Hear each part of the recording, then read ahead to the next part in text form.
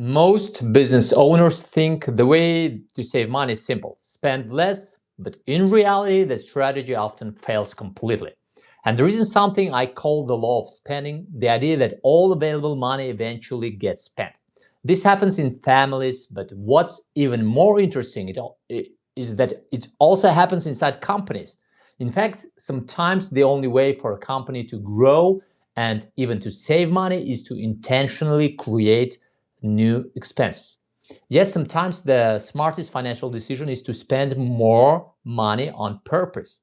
Let me explain how this works. My name is Ravi Gabis, and welcome back to the Ravi Gabis Show, where we unlock the secrets of real wealth every single day. Today, we'll continue talking about one of the most powerful financial principles, the law of spending. Yesterday, we discussed how this law works inside family budget. We talked about how very often when someone in the family tries to save money, other family members intentionally sabotage those attempts. Why? Because of the law of spending, the principle that all available money tends to get spent. Even if you want to save money, sometimes the system around you pushes the money out anyway. But today I want to talk about something different. I want to talk about how this law works inside a company. Let's imagine a real situation. In my own company, for example, we had periods, especially during the winter, when sales were low. Revenue dropped, but the expenses did not disappear. We still had to pay salaries, we still had to pay rent, we still had to pay marketing suppliers, um, and operational costs. And sometimes there was a financial gap. In some months, we couldn't even pay salaries on time or pay the full bonuses that people expected. It wasn't a pleasant situation at all. It lasted only a few winter months, but it was still uncomfortable. So the question is, what do you do in situations like this? Many business books say that companies should create financial reserves, for example, an emergency fund or a stability fund. And in theory, this sounds very good, but in practice, it becomes complicated when you have a team. Because in most companies, you have managers, financial directors, operational managers, commercial directors, and they all monitor the financial situation. So imagine the following situation. You come to your management team and say something like, guys, I've decided that from now on, we will save 2% of our revenue for an emergency fund.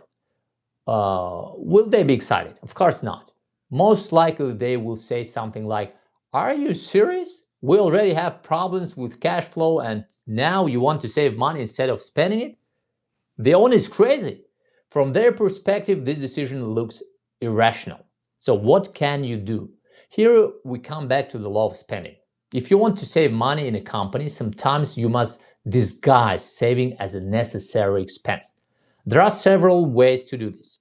One classic example is buying or leasing a new office. Imagine you come to the company and say, good news, I've signed a lease for a new office. In 5 years, we'll move to a brand new space. It will be bigger, better, and more comfortable for everyone. People are happy, they clap, they imagine the new office. But then you add one more detail. Of course, now we have to start paying for this office, or it's kind of mortgage or something like that. Suddenly, the management team becomes less excited. They may even ask, why didn't you discuss this decision with us? And you answer, I wanted to surprise you. Surprise, surprise.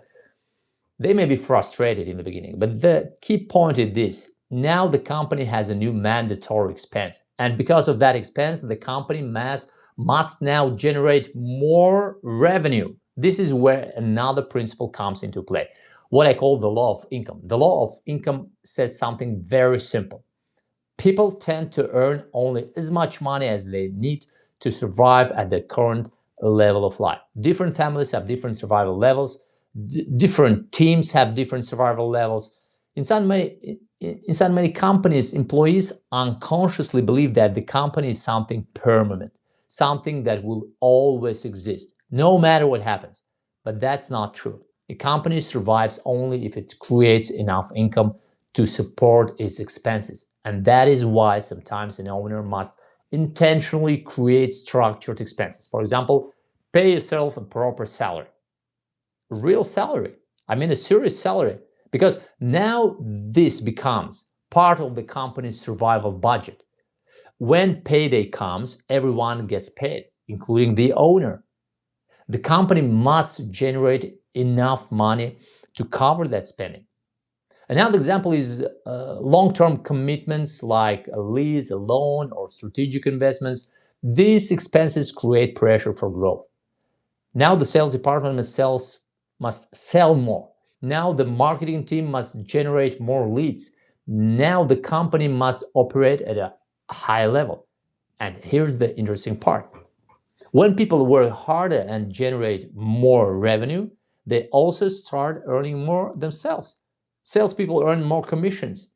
Managers earn larger bonuses. The company grows and the team grows with it. So I'm not talking about lying to your team. I'm talking about understanding human financial psychology. The law of spending tells us that money tends to disappear, but a smart business owner can use structured expenses to force growth instead of chaos. And when that happens, everyone benefits: the company, the employees, and the owner. I think that's it for today. If you found this idea interesting, don't forget to subscribe to the channel. And if you want to go deeper into these principles, check the link to my free webinar below the video. This was Ravi Gabis. See you tomorrow.